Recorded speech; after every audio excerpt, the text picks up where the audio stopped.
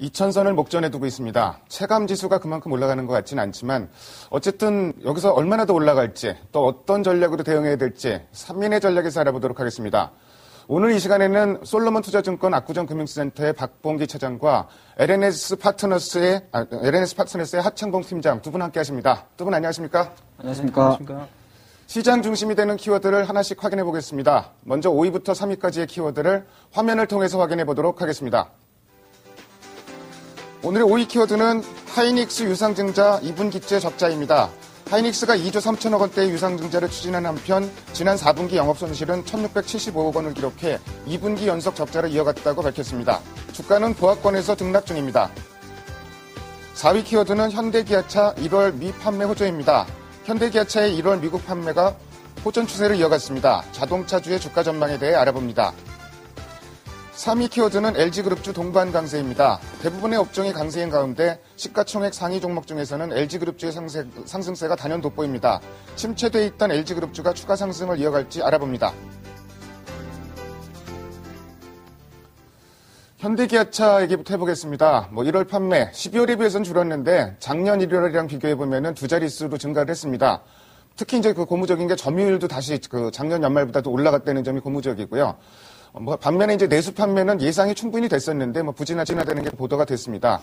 현대차, 기아차, 자동차 주식이 다른 종목들에 비해서는 최근 탄력이 굉장히 약했던 편인데 하창봉 팀장께서는 어떻게 보세요?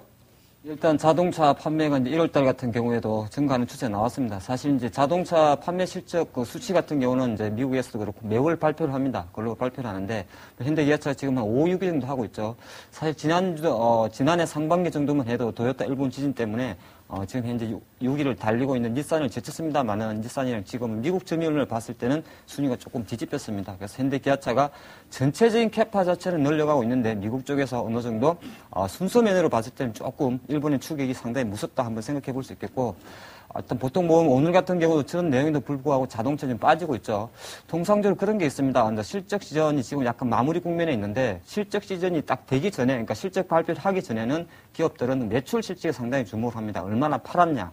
그리고 나서 실제적으로 뚜껑을 열고 나면 그 다음은 영업입니다. 얼마나 내실 있게 돈을 벌었냐에 포커스를 맞추는데 이번에 현대기아차 같은 경우도 실적 발표 이후에 그런 흐름이 좀 나왔다 생각할 수 있고 전체적인 판매에 대해서는 올라가고 있습니다만은 내용적인 면에서는 조금 더 시간이 필요하다 볼 수 있습니다.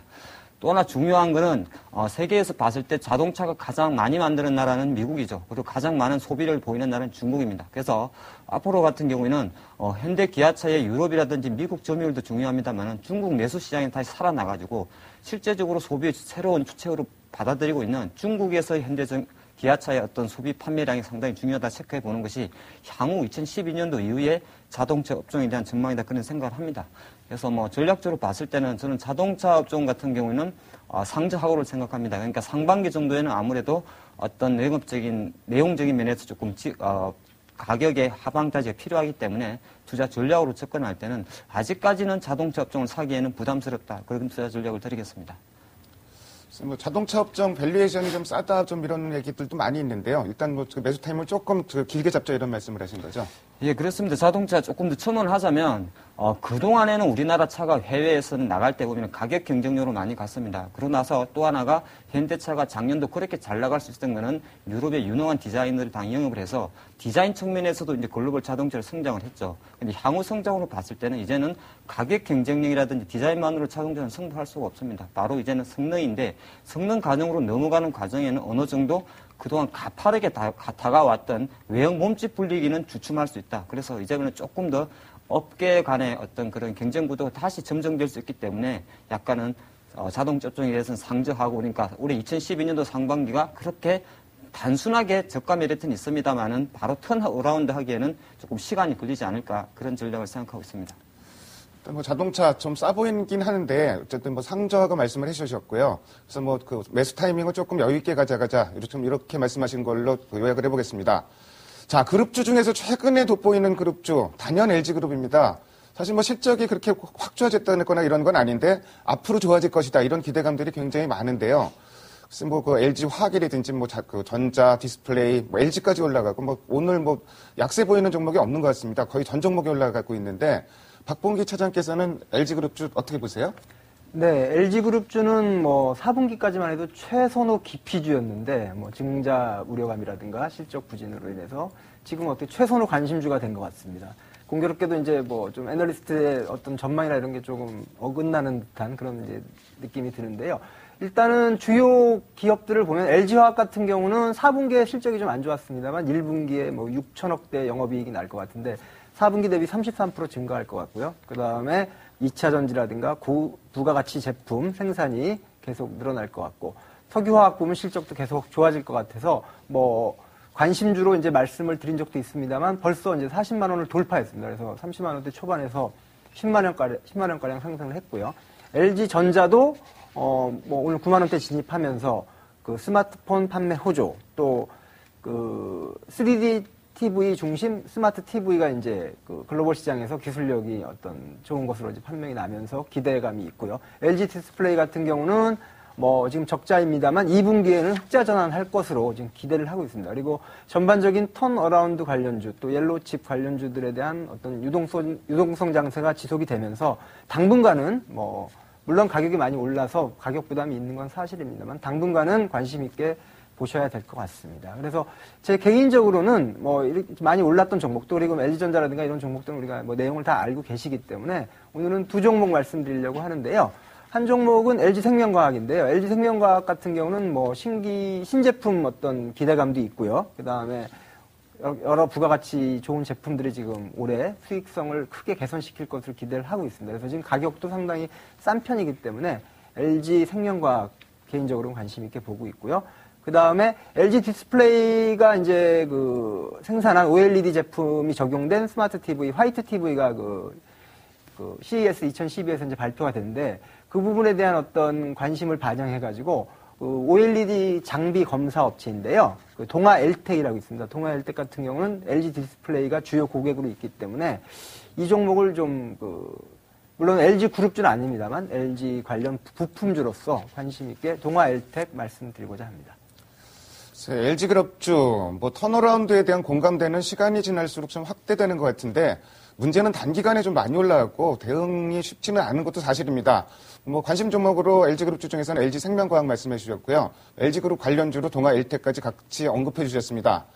다음으로 오늘의 2위 키워드를 화면을 통해서 확인해 보도록 하겠습니다. 오늘의 2위 키워드는 외국인 순매수 확대입니다. 1월달 외국인들 6조 2천억 원 이상을 주식을 순매수했습니다. 오늘도 뭐 7천억 원 이상 순매수 규모가 굉장히 또 개장 초부터 지금 굉장히 공격적으로 들어오고 있는데 오전만 하더라도 쌍끌이 매수가 나타났었는데 오후에는 그 국내 기관들이 좀 주식을 팔고 있습니다. 순매도로 전환이 됐고 그 영향으로 시장 상승 탄력도 조금씩 둔화되는 양상도 좀 확인이 됩니다. 박봉기 차장께서는 글쎄요. 그 프로그램 매매가 상당히 좀 많다고 얘기를 했는데 다음 주가 옵션 만기예요. 네. 그래서 뭐 어떤 영향 없을까요?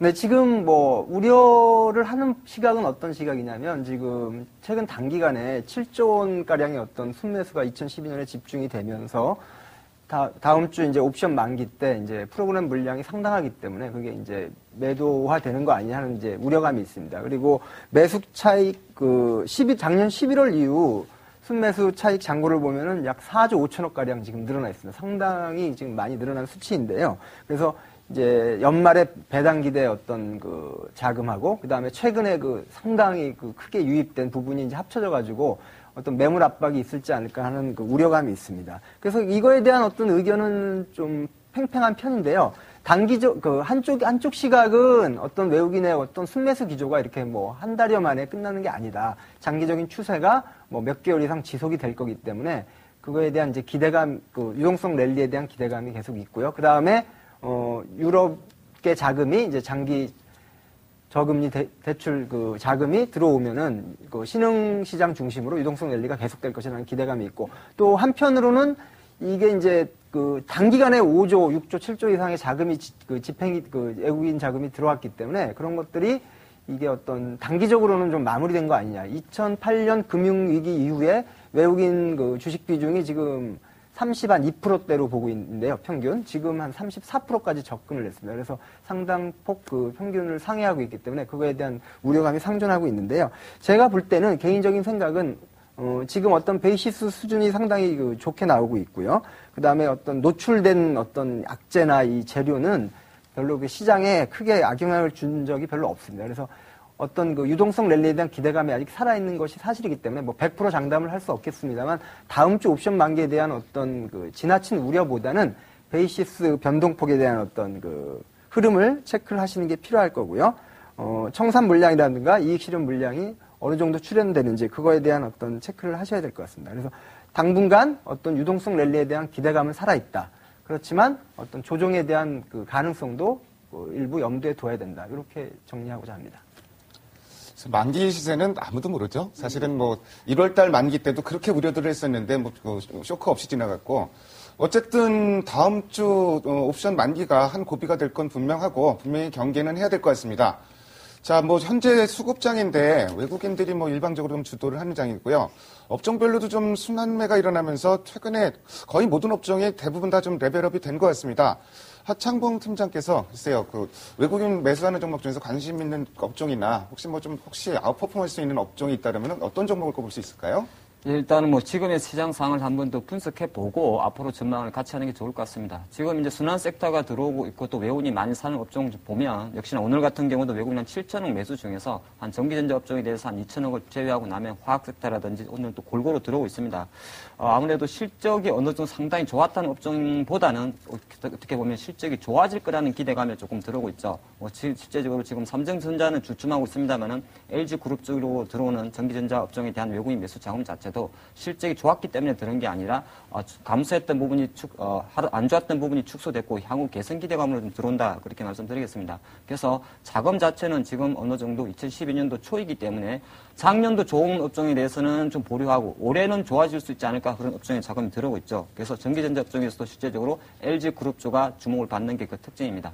또 다른 업종을 잠깐 넘어보면 역시나 지금 봤을 때 지수도 약간 키맞추기란 말을 합니다. 우리가 시장에서 예를 들어서 금융주 올라오고 화학 건설 올라올 때 키맞추기란 말을 쓰고 또 거기서 많이 쓰는 표현이 시장 종합주가지수와의 갭력이란 말을 쓰는데 그런 업종에서 지금 가장 많이 올라오는 업종이 사실은 보면 화학이라든지 철강 그리고 최근에 또 부각되는 건설 그리고 대한항공 같은 항공 해운조가 되겠죠. 한 4가지 정도가 되는데 이걸 조금 더 하나씩 풀어드리면 가장 봤을 때는 제가 봤을 때 상승 탄력 측면에서는 이 4가지가 오히려 2000포인트를 향해 가는 주도주가 될 거라 생각을 합니다. 물론 기존에 뭐 삼성전자나 전기전자가 아예 주도에서 소외된다는 소리 아니라 상승 탄력성으로 봤을 때는 아웃퍼폼할 수 있는 주도주가 될 수 있다 말씀드리겠고 과연 여기서 우리가 경기가 반등 지금 미국의 경기 제조업지수 조금 좋게 나오고 있습니다. 조금 좋게 나오고 있고 약간 그런 것 때문에 약간 환호하는 분위기인데 실제적으로 경기가 완전 좋아진다는 지표가 우리 와닿게 왔을 때 뭐가 제일 많이 오를까를 생각하면 아무래도 인프라 관련이지 않을까 생각합니다. 그래서